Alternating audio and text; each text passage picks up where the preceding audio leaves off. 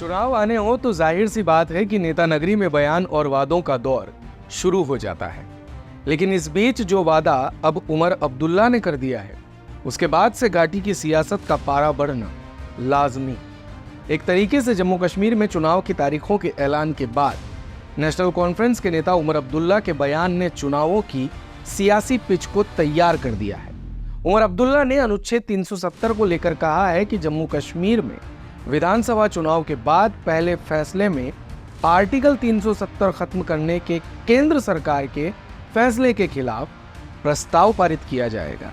जी हां, अब्दुल्ला ने कहा कि जम्मू कश्मीर विधानसभा केंद्र शासित प्रदेश में विधानसभा चुनाव के बाद अपने पहले फैसले में अनुच्छेद 370 को खत्म करने के केंद्र के फैसले के खिलाफ प्रस्ताव पारित करेगी। उन्होंने आगे बताया कि क्षेत्र के राज्य का दर्जा और विशेष दर्जा छीनने के केंद्र के फैसले के खिलाफ एक प्रस्ताव लाना विधानसभा का पहला काम होगा।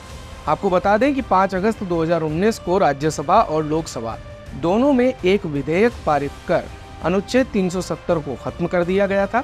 आपको बता दें कि इससे पहले 16 अगस्त को चुनाव आयोग ने चुनाव की तारीखों की घोषणा की थी, जिसके मुताबिक जम्मू कश्मीर में 3 चरणों में यानी कि 18 सितंबर, 25 सितंबर और 1 अक्टूबर को विधानसभा चुनाव होंगे।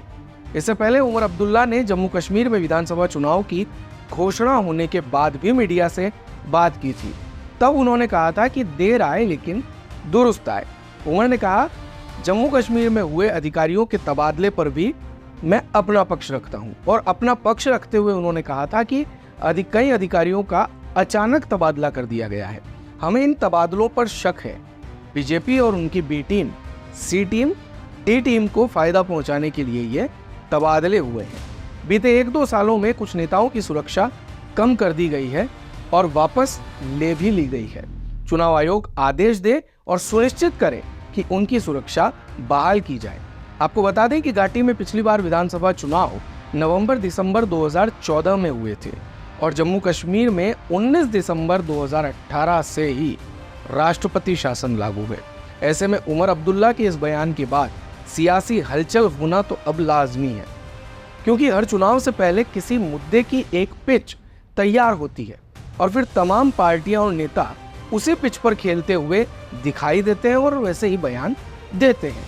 और कभी कभी तो इसी पिच पर आमने सामने उतरने वाली 2 टीमें भी साठगांठ कर लेती है, जिन्हें राजनीति में विचारधारा के दृष्टिकोण से धुर विरोधी कहा जाता है। लेकिन आपको याद होगा कि आखिरी बार यहाँ बीजेपी और पीडीपी गठबंधन की सरकार थी और आज के राजनीतिक परिदृश्य की पूरी कहानी इसी गठबंधन सरकार के गिरने के बाद शुरू हुई थी। खैर, चुनाव आयोग के मुताबिक जम्मू कश्मीर में पहले चरण में 24 सीटों, दूसरे चरण में 26 और तीसरे चरण में 40 विधानसभा सीटों पर वोटिंग होगी। इससे पहले अभी तक 87 सीटों पर चुनाव होते थे, जिनमें 4 सीटें लद्दाख की थी। लेकिन अनुच्छेद 370 के हटाए जाने के बाद लद्दाख भी केंद्र शासित प्रदेश बन गया। परिसीमन के बाद अब जम्मू कश्मीर में विधानसभा सीटों की संख्या बढ़कर 90 हो गई है, यानी कुल 7 सीटें बढ़ी है। जम्मू कश्मीर में पिछले 6 सालों से कोई चुनी हुई सरकार नहीं है। दिन भर की सारी अपडेट्स के लिए सब्सक्राइब करें भारत कवरेज को और हाँ, बेल आइकन दबाना ना भूलें ताकि आप रहे अपडेटेड हमेशा।